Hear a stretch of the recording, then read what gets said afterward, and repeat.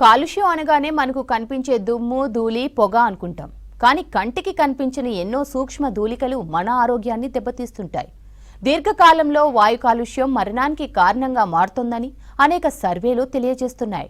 Air pollution వల్ల హైదరాబాద్ నగరంలోనూ మరణాల సంఖ్య పెరిగిందని ఢిల్లీలోని centre for science and environment studies వివరించింది.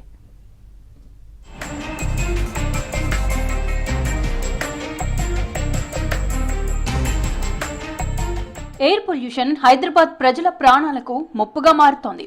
2005తో పోలిస్తే ప్రస్తుతం సిటీలో పొల్యూషన్ బాగా పెరిగింది.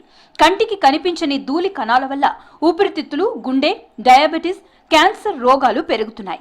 ఇవి మరణాల పెరుగుదలకు కారణమవుతున్నాయని ఢిల్లీలోని centre for science and environmental studies Kanpur IIT అధ్యయనం తెలిపింది. స్లో మర్డర్ కంటిన్యూస్ పేరుతో నివేదికను ఎన్విరాన్మెంటల్ స్టడీస్ రిలీజ్ చేసింది. కేంద్ర కాలుష్య నియంత్రణ మండలి వాయు నాణ్యత పర్యవేక్షణ కేంద్రాల గుణాంకాలు, గ్లోబల్ బర్డెన్ ఆఫ్ డిసీజ్ అధ్యయనాల ఆధారంగా ఈ నివేదిక తయారైంది. నేషనల్ క్లీన్ ఎయిర్ ప్రోగ్రాం లక్ష్యాలకు అనుగుణంగా తక్షణ చర్యలు తీసుకోకపోతే మరణాల సంఖ్య మరింతగా పెరిగే అవకాశం ఉందని హెచ్చరించింది. కేవలం కంటికి కనిపించిన సూక్ష్మమైన రేణువుల వల్ల కూడా అవి మన గాలి పీల్చినప్పుడు మన ఊపిరితిత్తులోకి వెళ్ళిపోయి తద్వారా అక్కడి నుంచి రక్తంలోకి వెళ్ళిపోతాయి. రకరకాల ఇతర ప్రదేశాలలో, గుండెలో, రక్తనాళాల్లో, కిడ్నీలలో, మెదడులో, ఎముకల్లో, కండరాలలో, నరాలలో కూడా అవి హాని చేయగలుగుతాయి. కేవలం ఊపిరితిత్తులో సిఓపిడి మాత్రమే కాదు, రక్తనాళాలు పాడు చేయడం ద్వారా చిన్న వయసులో హార్ట్ అటాక్స్ రావడము, పక్షవాతాలు రావడము, కిడ్నీ ఫెయిల్ అవ్వడము, ఇమ్యూన్ సిస్టమ్ దెబ్బతిన్న తర్వాత రకరకాలుగా వాళ్ళకి ఇన్ఫెక్షన్స్ రావడము, దాంట్లో టీబీ, న్యూమోనియాలు సైతం ఉంటాయి.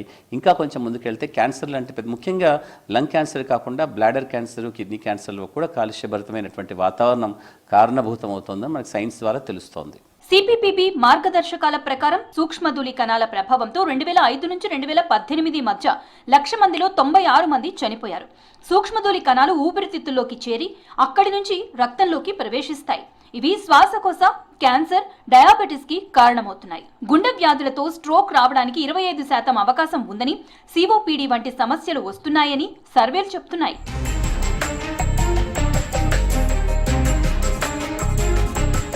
వాహనాలతో ఏర్పడే కాలుష్యం వల్ల సగటు ఆయువు 4.5 ఏళ్లు తగ్గుతుందని సర్వేల్లో తేలింది. ఐఐటి కాన్పూర్ 2023 అధ్యయనం ప్రకారం రోడ్లపై దుమ్ములో 32% సూక్ష్మ ధూళి కణాలు ఉత్పత్తి అవుతున్నాయి.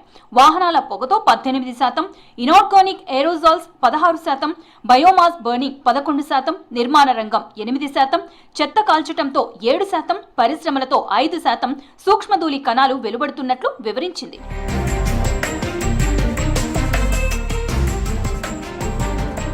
సూక్ష్మధూళి కణాలు కంటికి కనిపించకుండానే ప్రాణాలకు ప్రమాదంగా మారుతున్నాయంటున్నారు వైద్య నిపుణులు. ప్రయాణం చేసేటప్పుడు మాస్క్ ధరించాలని చెప్తున్నారు. పెట్రోల్, డీజిల్ వాహనాలకు ప్రత్యామ్నాయంగా ఎలక్ట్రిక్, సిఎన్జి వాహనాలను వినియోగించాలంటున్నారు. వ్యక్తిగత వాహనాలకు బదులు పబ్లిక్ ట్రాన్స్పోర్ట్ యూజ్ చేయడం అవసరమని సూచిస్తున్నారు. సామాజికంగా మనందరం కలిసికట్టుగా తీసుకోవాల్సిన నిర్ణయం ఏమిటంటే దాదాపు ఎంత మేరకు సాధ్యమైతే అంత మేరకి చుట్టూ మన చెట్లు బాగా పెంచడం అన్నది మనం చేయాల్సింది. వేప చెట్టు లాంటివి దాదాపు ఒక్కో వేప చెట్టు 6 లేదా 7 ఏసీలు ఇచ్చేంత చల్లదనం ఇస్తాయని చెప్పి కూడా సైన్స్ మనకు చెబుతోంది. వాయు కాలుష్యం వల్ల అనారోగ్యానికి గురయ్యే వారి సంఖ్య ఏటా పెరుగుతోంది.